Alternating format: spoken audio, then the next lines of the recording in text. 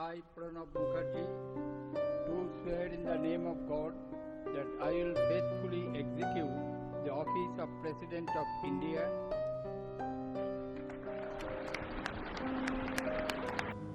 श्री प्रणब मुखर्जी।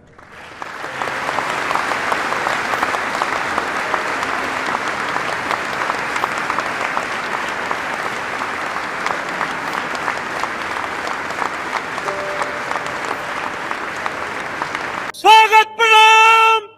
1 2 3। पूर्व राष्ट्रपति भारत रत्न प्रणब मुखर्जी ने कई पदों पर रहकर राष्ट्र की सेवा की। भारत के 13वें राष्ट्रपति के रूप में 25 जुलाई 2012 से 24 जुलाई 2017 तक काम किया। साधारण पृष्ठभूमि से संबंध रखने वाले प्रणब मुखर्जी का जन्म 11 दिसंबर 1935 को स्वतंत्रता सेनानी कामदा किंकर मुखर्जी और राजलक्ष्मी के पुत्र के रूप में पश्चिम बंगाल के बीरभूम जिले के छोटे से गांव मिराती में हुआ।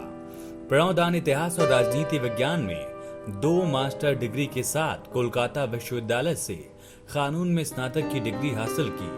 उसके बाद उन्होंने कॉलेज के शिक्षक और पत्रकार के रूप में अपने व्यावसायिक जीवन की शुरुआत की। राष्ट्रीय आंदोलन में अपने पिता के योगदान से प्रेरित होकर डॉक्टर मुखर्जी राज्यसभा के लिए चुने जाने के बाद 1969 से ही सियासत में सक्रिय हुए। डॉक्टर मुखर्जी देश के विदेश, रक्षा, वाणिज्य और वित्त मंत्री के रूप में अलग अलग समय पर सेवा करने की उन्होंने शानदार उपलब्धि अर्जित की। 1969 से 5 बार राज्यसभा के लिए और 2004-2009 में 2 बार लोकसभा के लिए निर्वाचित हुए। उसके बाद 2012 में राष्ट्रपति बने। वो कांग्रेस पार्टी की नीति निर्माण समिति कांग्रेस कार्यकारिणी के 23 वर्षों तक सदस्य रहे। डॉक्टर मुखर्जी ने इंदिरा गांधी सरकार में भी अहम जिम्मेदारियां निभाई। उन्हें फरवरी 1973 से अक्टूबर 1974 तक औद्योगिक विकास, पोत परिवहन और परिवहन उपमंत्री बनाया गया। उसके बाद 1974-75 के दौरान वित्त राज्य मंत्री और 1975-77 के दौरान यानी कि इमरजेंसी काल में राजस्व और बैंकिंग राज्य मंत्री स्वतंत्र प्रभार बनाया गया। फिर उन्होंने 1980 से 82 के दौरान मंत्रिमंडल में वाणिज्य, इस्पात मंत्री के रूप में काम किया। उन्होंने 1982 में पहली बार भारत के वित्त मंत्री के रूप में पदभार संभाला और 1980 से 1985 के दौरान राज्यसभा के नेता रहे।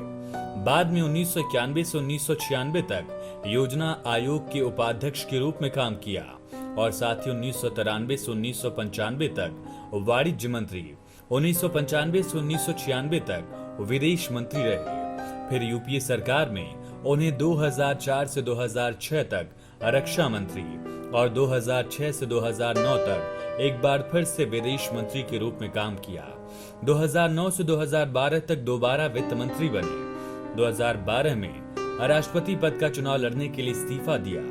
डॉक्टर मुखर्जी ने पंचवर्षीय योजनाओं के लिए 1991 में केंद्र और राज्यों के बीच संसाधनों के बंटवारे के लिए एक संशोधित फॉर्मूला भी तैयार किया, जिसे गाडगिल मुखर्जी फॉर्मूले के नाम से जाना जाता है।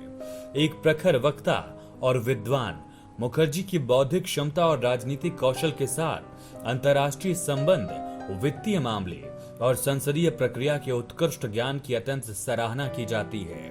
भारत के जीवंत बहुदलीय लोकतंत्र के प्रमुख अंग, विविध राजनीतिक दलों के बीच सर्वसम्मति बनाने की योग्यता के कारण जटिल राष्ट्रीय मुद्दों पर भी आम सहमति बनाने में उनकी भूमिका हमेशा से ही प्रशंसनीय रही और इन्हीं तमाम गुणों की वजह से उन्हें देश में अक्सर प्यार से प्रणब दा भी कहा जाता है।